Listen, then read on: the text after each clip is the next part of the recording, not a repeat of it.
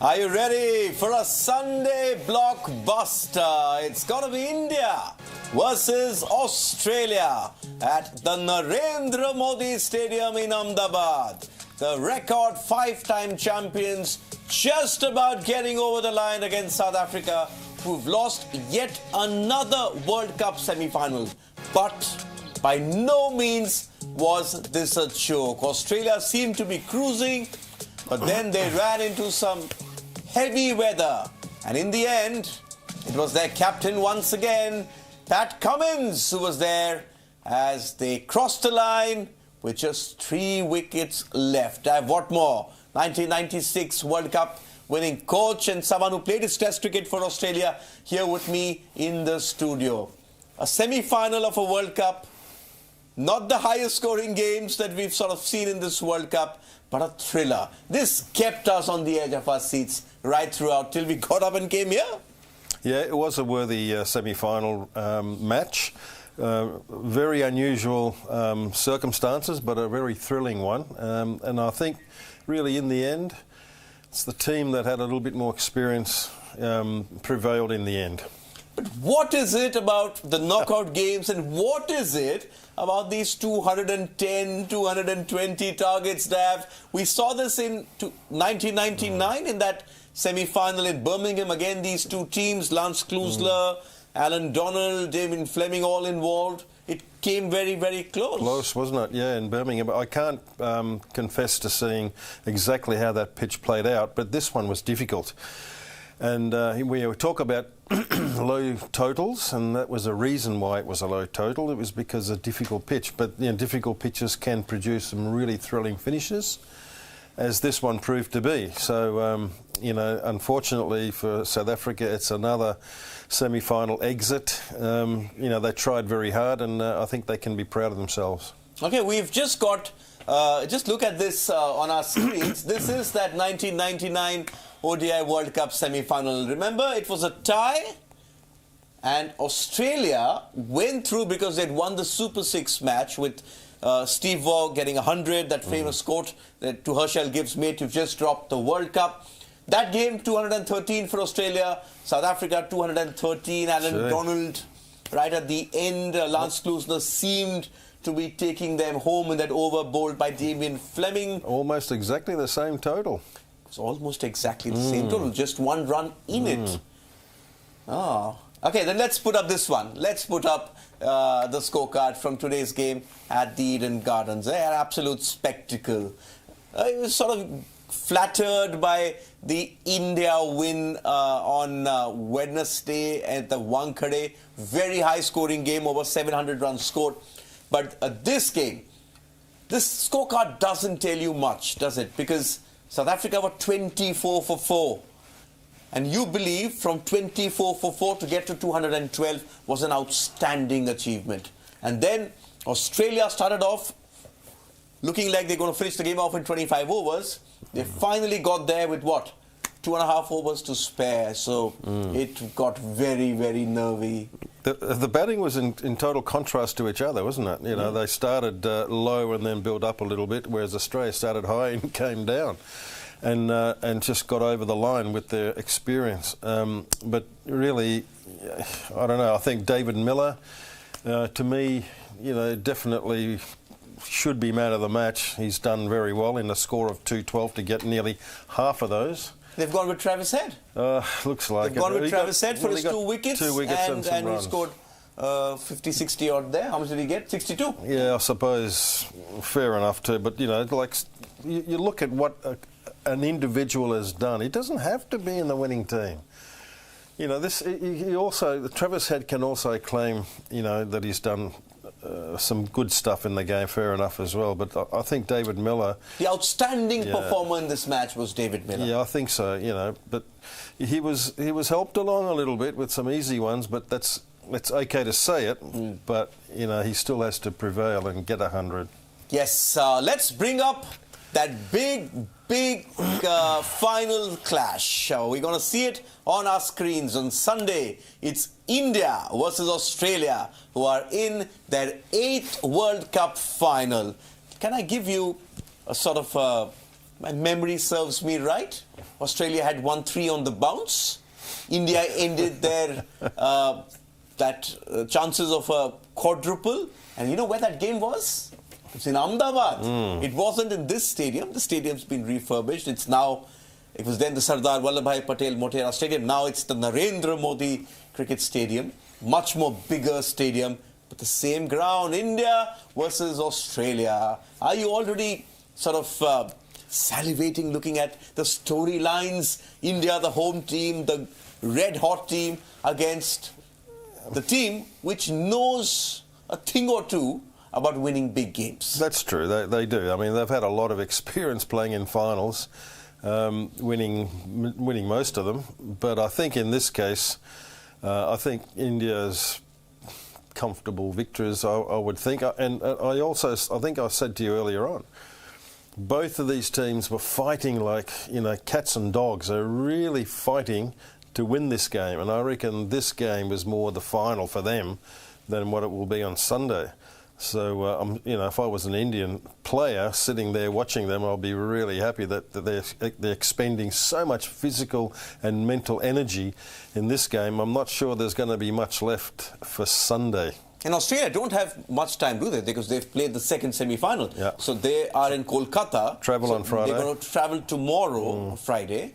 And then it's a long flight as well. They're going from the east of the country to the west. I don't think they'll be able to practice tomorrow. India have an optional practice as well. I don't think it matters at this stage anymore. No need for practice, no. It's just about resting, keeping fresh. Yep. Now, you're one of those rare coaches Yep. who have beaten Australia in a final of a World Cup.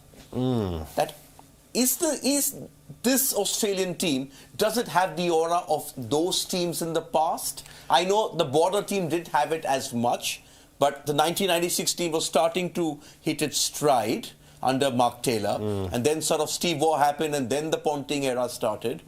So, well, it was the conditions as well, Diggy, in Lahore, in the Gaddafi. We knew there was going to be some dew as well, which came in.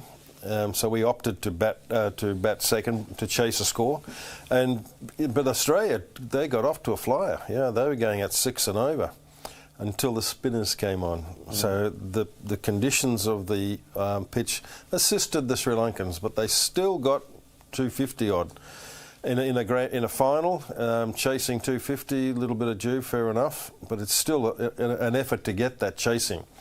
So the conditions do make a difference, and this Indian team, I think, has been clearly the standout team. They've earned that place more than enough to play in Sunday, the final, and I just honestly feel it's going to be an Indian victory, convincingly. Okay, I hope that happens. All our viewers in India will have a ball.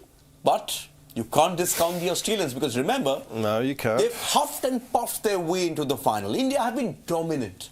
Australia haven't given you sort of that confidence that they're going to get there, but they've managed to get there. Does that make them dangerous? Because ultimately now it's one game, and they've now won 8 on the bounce. India have won 10. They've won 8.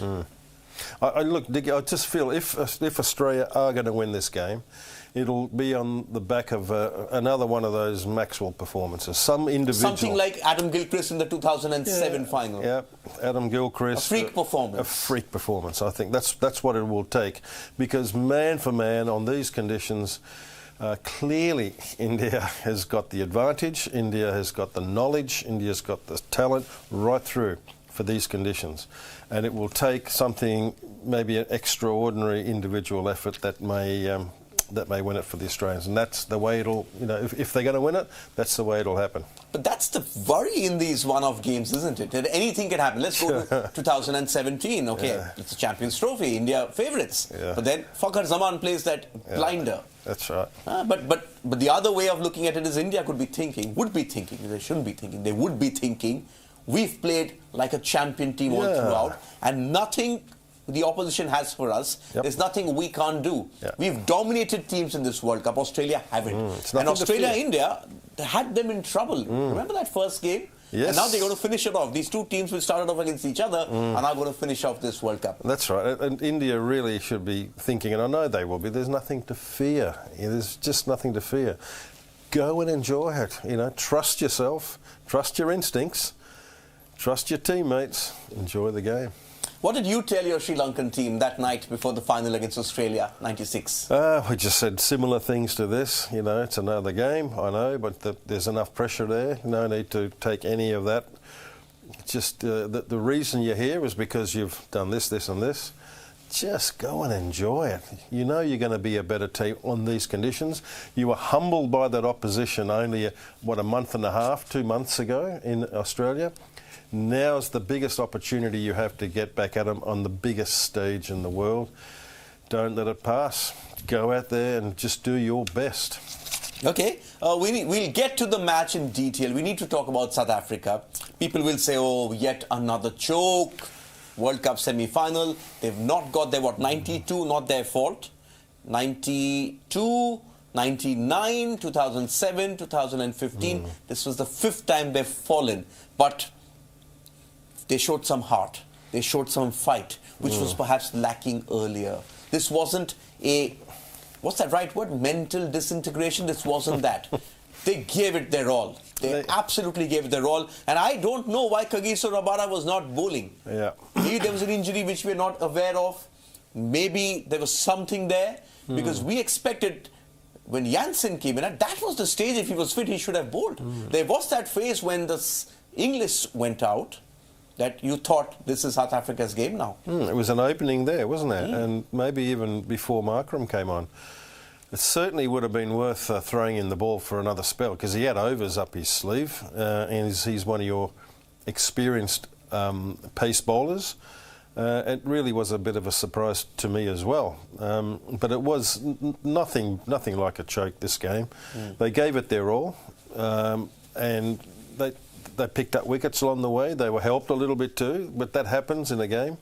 You look at dismissals objectively in both teams, and you make a judgment. Bad shot, good shot, unlucky. But overall, they gave it an absolute huge college try. Okay, you mentioned something at the start, that Australia's experience took them over the line. Let's bring up Australia's experience. Let's bring up Australia's trophy cabinet. And that will perhaps tell us why they didn't sort of panic. There's a golfer on the PGA Tour, who's a former FedEx Cup champion, called Patrick Cantlay.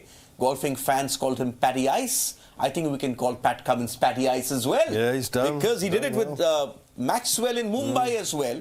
Calm, he was calm. Yeah. When Starks started to perhaps go, he went to him and said, no, hang on, we can get it in singles. And that was the game. They had 11 to win with 48 balls. It was 11 scoring shots. And you always knew that unless they lost it like Stephen Smith did, they would ultimately get there. Yeah. But that pressure situation, that gets to you. That perhaps you feel glory. You want to see that your photo in the morning's papers hitting that winning 6. Go for the glory. Go for the glory, and then it's bye-bye. That's right. So, there's a lot of distractions, a lot of thoughts that come into your head.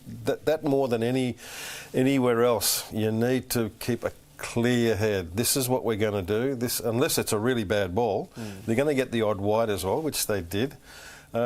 Clear head and follow your strategy. The only way South Africa were going to win it is if they take 10 wickets. Why give them a chance to take 10 wickets? Already there was a few of the Australians were guilty of giving their wickets.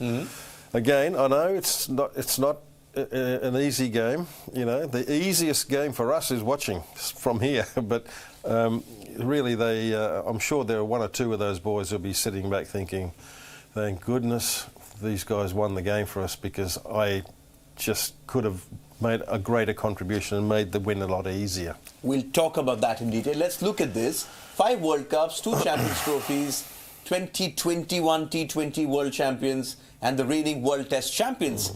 Okay, if I remember correctly, the last time they won the World Cup in 15 at home at the MCG against New Zealand, there were 5 members of that squad who started today. And Cummins didn't start that day, so there were 6 who are still around. and 10 members in this Australian squad started in that T20 World Cup. They played in that T20 World Cup, which they won. And many of them were in this Test Championship as well. It comes down to that. When you're a champion team who know how to win, when you know how to win, you somehow get over the line. We saw that also in that game against Afghanistan, where everyone had sort of given up. Yeah, but they believed. And you need to have the belief to be able to play shots like that. Unfortunately, Maxwell played a nothing shot today, and you were very upset. Oh. But that's the Maxwell... That's right. You take with the good with the bad, don't you? You know, but he did lift his head and took his eye off it. But yeah, with all those players who have had history in these sorts of games, it helps because there's lots of, apart from the cricketing aspect, you know, when you're actually there batting and bowling, you know, you're making your decisions and that's it. But there's a lot of other stuff that, you know, if you've been there before, you know what to expect. You know, national anthems and all these added interviews, all these things just... The surround sound. Yeah, look, it all creates an opportunity for you to forget about what you're really there for. You know, there's obligations, media obligations, there's more of those sort of things. You know, I saw Aaron Finch interview 3 of these Australian guys around a pool. Bloody, I mean, honestly, you know, it's just another way of distracting sort of thing and giving away a little secret or two if they weren't careful. But yeah, so the more these guys have played in these previous big matches, you know, it helps to, you know, just treat it like another game. Okay, lots of questions coming in from our viewers. We'll get to them. We need to talk about the match a bit more in detail.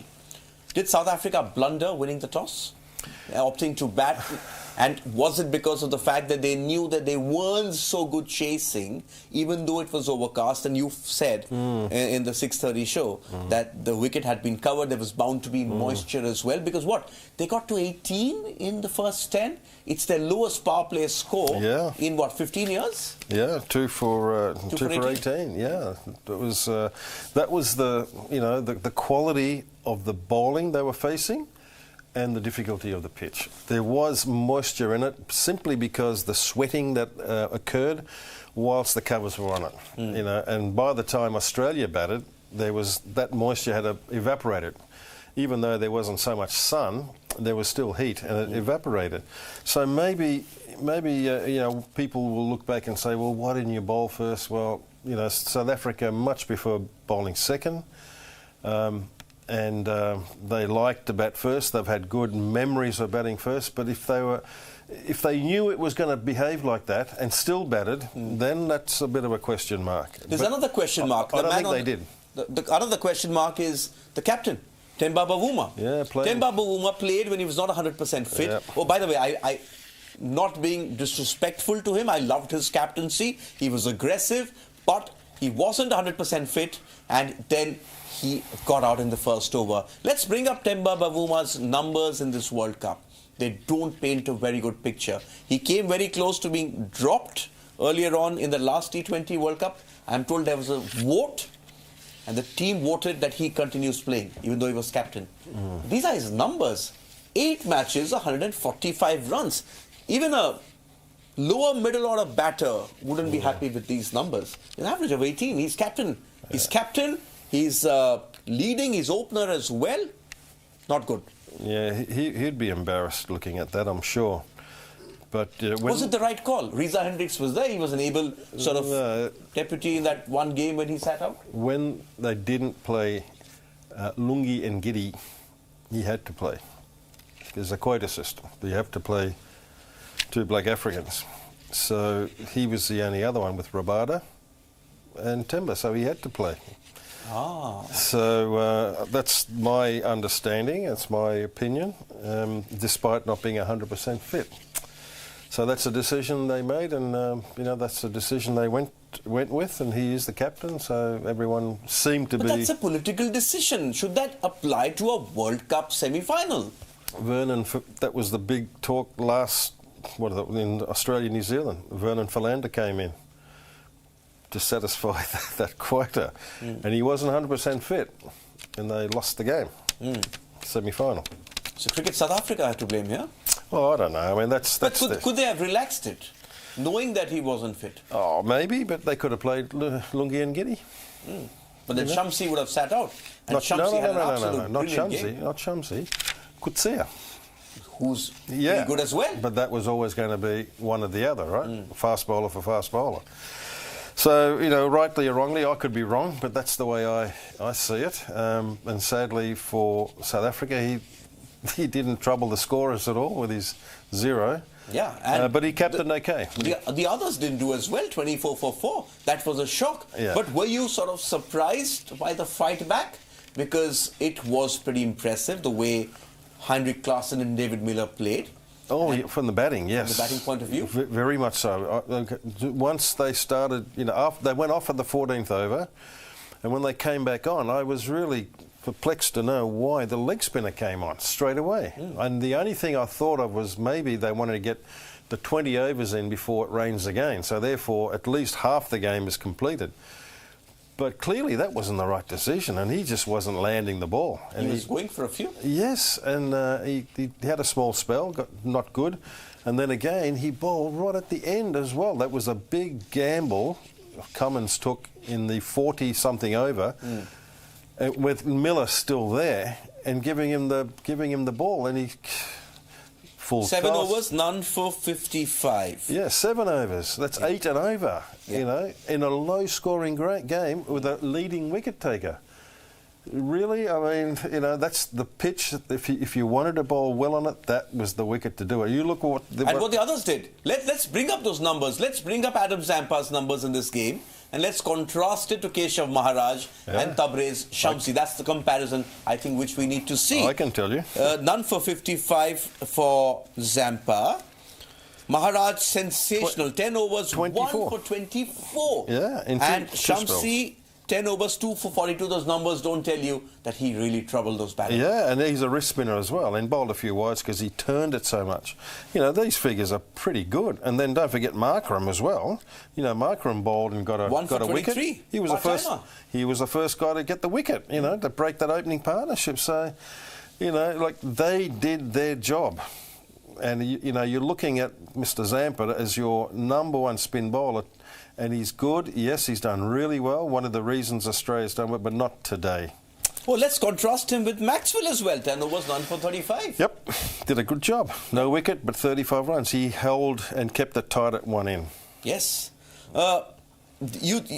You think 212 Australia blundered by allowing them to get so much? Yes. Or we have to give credit to Miller for the way he constructed his innings, because he's barely got opportunities to bat because people up the order were getting big hundreds. Both, definitely both. They shouldn't have got that. But when you're bowling and you're getting wickets, you get knocked around for a few overs, you think, oh, well, it doesn't matter. We're going to restrict them to a total that, you know, we can get. But that is a trap. It really is a trap. You've got to be ruthless and be so miserly, even in that situation, to reduce that total, because it's a difficult pitch. I always knew chasing runs against that attack, once you lost 1 or 2 wickets with the spinners, it was going to be really difficult, as it proved. A little bit of experience was the difference. So when you're bowling first, and then you start to bowl a few loose ones, and, you know, I saw a couple of times. You weren't happy with Stark, were you? No, he was smiling when he bowled a bad one. Wickets. You know? He did. But I'm telling you, on that pitch, he should have been better. 10 overs, 1 for 34. I'm not critical of the guy per se. I'm making judgments on the performance in this game, in this condition. These conditions. In these conditions, you know, these figures should be better. And I particularly don't like this laughing when you bowl a bad ball. You know, that to me is, you know, it's not right. Let's bring up Australia's bowlers. Let's see what they did. If we can bring up those numbers and move on from Miller and just see, because what I have is 10 overs, 1 for 30, 10 overs, 3 for 34 for Stark. Hazelwood, outstanding, 8 overs, 3 maidens. Okay, this is Stark. And he still had 2 overs left. Yeah, Didn't Hazelwood, bowl. 8 overs, 3 maidens, 2 for 12. And didn't bowl his quota. 39 dot balls. in what, 48 balls? I was surprised he didn't bowl his ball out, you know. Clearly he had to have, you know, get these other 2 overs in, and that would have even perhaps got it. I'm not saying he would have, but you got a better chance going on these figures to restrict the opposition for a lower score. So, you know. But if you just look at this tournament, he's not set the tournament on fire, but he's the reason they've been in the contest all the time, because Stark's gone for runs. Cummins went for runs today as well. 9.4, 3 for 51, over 5 and over, 5.5 and that's over. That's right. But when it's your day, that's when you capitalise and you use the person. It's not always going to be your day. So that, you know, I think a bit of a mistake there by Pat Cummins not to use him for that 2 overs. He made up for it in the end by taking his team over the line. And Stark also made up for it a little bit with his batting too, I have to say. Okay. And I'm glad to see that contribution. Okay, let's bring up Australia's batters, because they started off in sort of a blaze of glory. In the first 6 overs, they were 60 runs.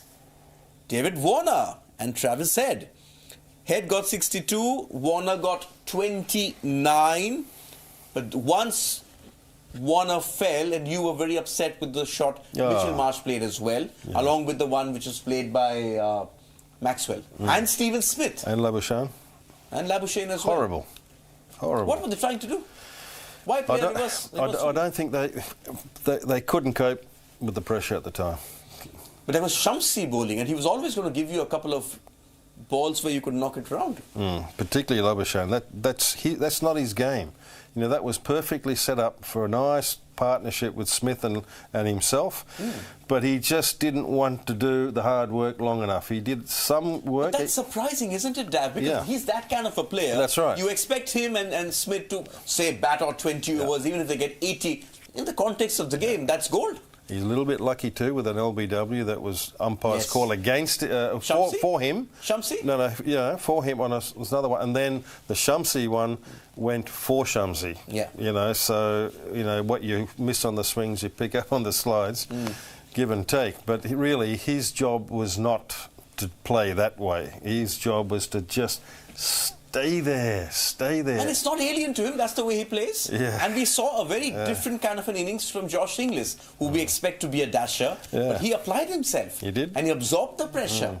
He played very well, in fact. And if these are the South African spinners exerting this kind of pressure, wait till you face Jadeja and Kuldeep with 130,000 people baying for your blood in Ahmedabad. I saw that happen. I keep bringing it up, but I saw that happen against Pakistan.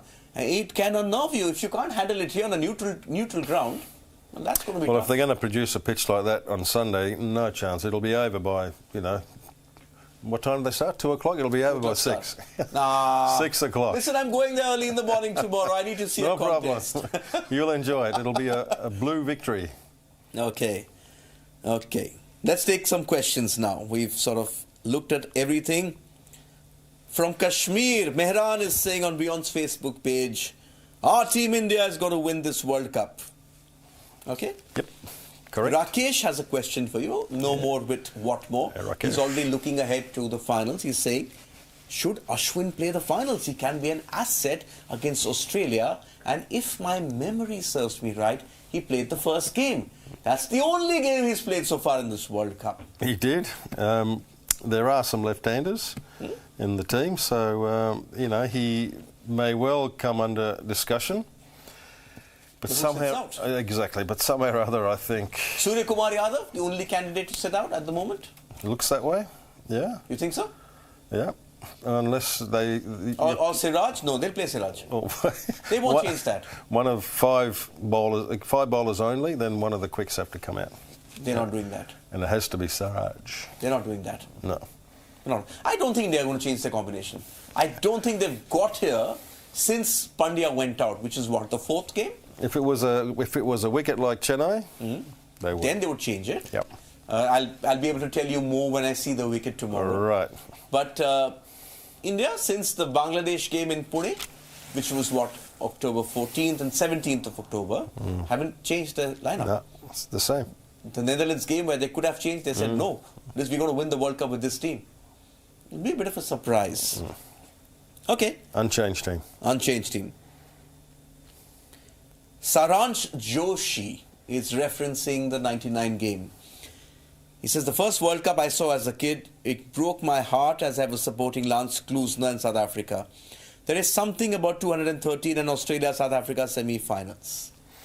It looks that way then, doesn't it? Something there. Yeah, there's low totals, difficult pitches. It makes for, thrilling finishes, and it tests your ability to hold your nerve for, as long as you can. Hamad has an interesting observation. Now, we went a bit hard at Smith for playing that shot that he did. And the moment he hit the shot, he knew that he'd committed a blunder, sort of whacked his pads, and he knew that frustration. You saw it. Hamad saying, no matter who says what, these 30 from Smith are priceless. This innings on such a turning track is better than many 50s and 100s for me. Yeah, well, at least he got the 30 before that happened. We've come to expect for Steve Smith to go on, and make a greater contribution and almost win the game. But it didn't happen. But at least he got the 30 there, and the way he went out, it didn't look good, and he knew it. He was upset with himself, but his mates made up for him. His mates did the right thing and won the game. Okay, some people not too happy with Bavuma, like us. We still don't know the reason. Jairam saying, Bavuma, I thought you were at least a good captain, even though you've batted horribly. But giving the ball to Jansen and Markram when your best bowler has 4 overs to bowl. Yeah, we found that a little puzzling. Maybe we'll find out later that he might have had a niggle or whatever, I don't know. You've got a niggle, you bowl. This is a World Cup semi-final. Come on. He's on the ground, wasn't he? He didn't go off the ground, so yeah. That's surprising. Very, very surprising. And Jansen was never going to sort of... Wasn't his day. It started off getting hammered, and he's not the bowler you get in there. And what were they waiting for? Roberto got taken to as well, I think, but that was a tactical thing. Yeah. Surely he can, But Rabada is a former world number 1. That's right. I mean, you come back, you can come back and do extremely well. Yeah. Okay. Suresh... I have seen the South African team lose a close World Cup match. It doesn't feel good to see them crying. Ayush Tiwari feeling bad for South Africa's bowlers. They've given everything in this match. Nazish Salim saying, apart from South Africa's batting, South Africa's luck is also disappointing in this match. They let themselves down in the field. This wasn't the best South African sort of performance in the field, was it? No, I guess not. But, there's... But overall, though, we both agree they tried really hard and they gave it their all. They could have, perhaps, they could have, 1%, 2% improved in the field. But I'll tell you, there was one catch, though, in slip off Travis Head when he played that cut shot to the spinner. Klaasen, was it? Just Klaasen, yeah, but that is, I can categorically tell you from experience, that is the hardest catch you'll ever get in slip for spinner. It just flew off. Yeah, because it's a back foot shot, so you've got little time, very little time to react. And those catches, if it's taken, it's an absolute... It's either they stick or they don't. It's a miracle. Yeah. It's a miracle. It just doesn't happen. So, if you're counting one of those as a drop catch, then that's not right. Okay. Thomas Shelby is saying, and he's trying to deconstruct this South African loss. The top 4 batters not doing well, Bavuma's captaincy, half chances not picked, and knockout pressure. If they could have managed to 30 to 40 even, the story might have been different today. They were, 250 on this pitch was challenging? Yeah, another 30 odds runs short. Miller got out at the wrong time. Yeah, he did. Just after the 100. And you also, thought he would go. And Klaasen also played a bad shot. He was going really well at the time. Good partnership going with Miller, and then inexplicably hit a 4 off Travis. 2 fours of Head. Yeah, and then got out. Yeah, and the Head got another wicket in the same over. Yeah, Jansen. Mohit has a question for you. Mohit, what really led to the downfall of the South African team, in your opinion? In what, today? Today's game? Today's game, certainly the start. It's okay to get 18 runs in the first 10, okay, but not for 4 wickets. So once you do that, then you're putting huge amount of pressure on that middle order to not only repair some damage, but also begin to get runs, which they did a pretty good job. Let's look at that. Let's bring up South Africa's innings progression, and after that we'll look at Australia's innings progression. This is South Africa. 18 for 2, then again lost wickets between overs. This is that phase where it's 24 for 2 effectively. Then that sort of rebuild started, but then losing wickets. After 30, they're only just over 100, you know. But, okay, only 4 wickets down. But do you reassess But at only that point? 100. Do you reassess? Do Klaasen and Miller tell themselves, you know what, we've got 200, we have to go now, because if we've got to win this game, we've got to put runs on the board. But you're 4 down as well. So how do you sort of approach that situation? No, that's okay to say that, but you've got to have a target in mind. You know, we're only 100, we've got to put our foot down. To what total? You know, I'm sure they would have said, look, this is a total which I reckon we can defend. And at the innings break, when they interviewed Miller thought that, you know, 212 might be enough to, you know, to defend. But the way he spoke, I can tell that they thought the total was more than that. So how do you get to that total? That's the question. Do you put your foot down? Oh, we're only 100, just over 120 overs left. But, you know, it clearly required a little longer before you... But not get out. You can't get out, because once you get out, then Jansen, number 7's in. He's okay player, but he's not experienced. Not on these conditions. These were the only 2 batsmen left, you know. Let's contrast this to the India-England game. That was a bit of a tricky pitch as well. India got 230, and they knew by the time they'd lost wickets, and when Rohit was batting, they knew that this was not a 300 score. No, that's right. And so they thought anything over 200 is going to be big. So Rohit was there, Rahul was there, Surya Kumar Yadav got a 48, 49 of 47. And what, they ended up almost winning by 100 runs? That's right. But I'm sure they would have had some discussion whilst they were at the pitch. What is the total that we should be getting at? And they were a bit short. Okay, let's look at Australia's innings progression and how they managed to sort of chase this down.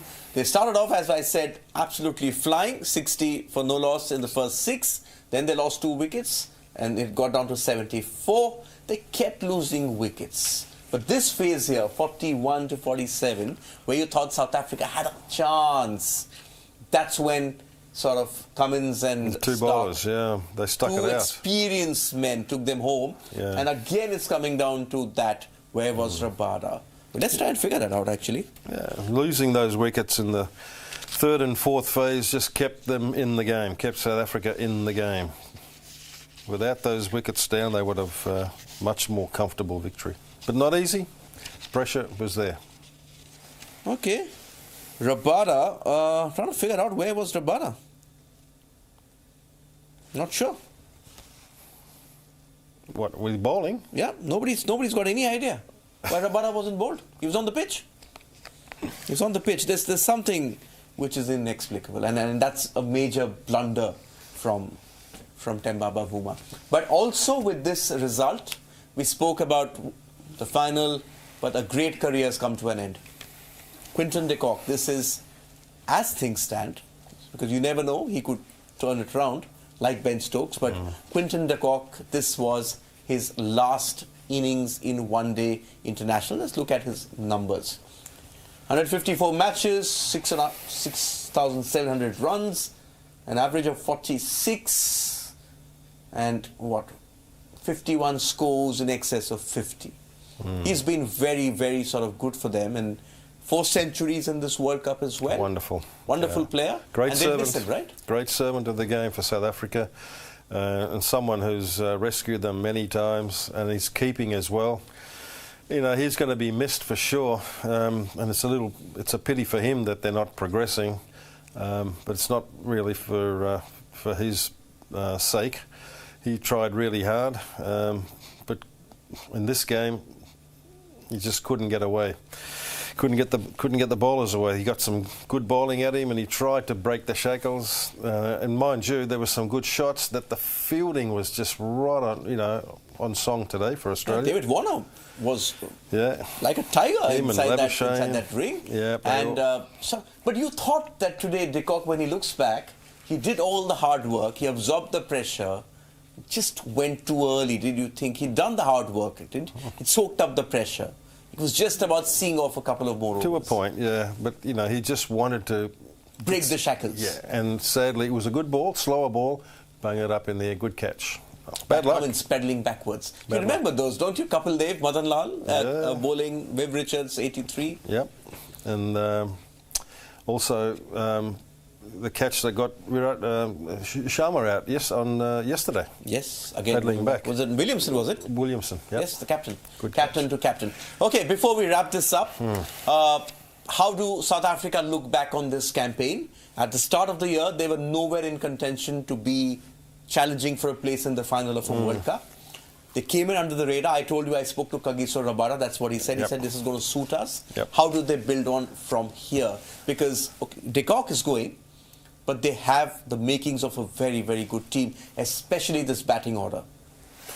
Yeah, they're going to lose de Kock. I think their first objective they met, getting into that semi-final. They came in as quietly, a little bit of an underdog, different to the other campaigns. So from that point of view, I think, a big tick for them. I think most of the review, I reckon, will be on this game. That what could they have done differently? And that reflects, I think, more of what they need to do, slowly to be able to perform under pressure. So, batting especially, they didn't have to chase today. They had to bat first, but 4 wickets down, just not the way to go to set up a good total. Can I draw a very bizarre comparison? South Africa played like India today. In India, have played a bit like South Africa have in this tournament in the semi-finals. So, get the joke? This is 24 for 4, more used to seeing from India in big matches. The boots on the other foot, Yeah. Okay. Anyway, look, they've done well. I'm sure they'll get a pat on the back when they get back to Joburg and wherever But on the evidence of what we've seen, they'll challenge for that T20 title next year? Yeah, I think so, for sure. They've got the firepower. Yep.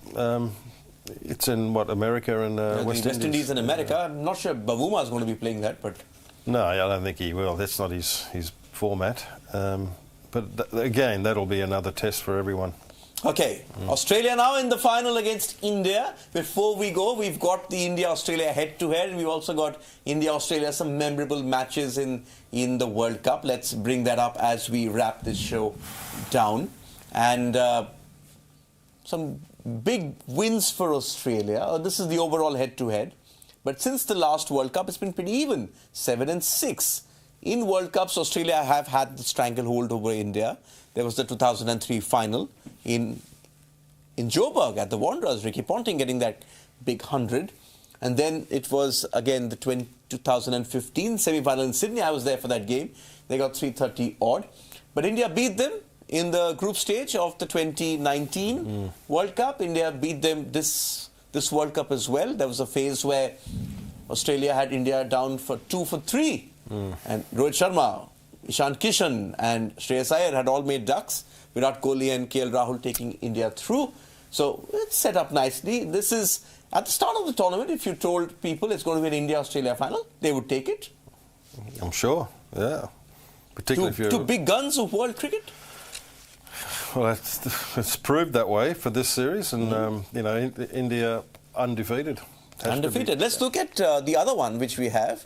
There's some memorable India-Australia matches in the past, and those matches I just mentioned are probably going to come up on our screens. But looking at how India have played, looking at how Australia have played,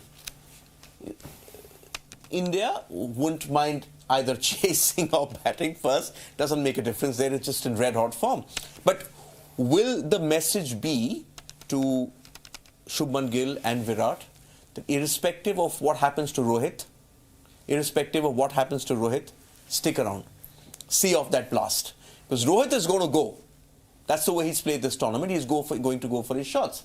But the rest, after that, they have to play patient cricket the way they have played through this World Cup.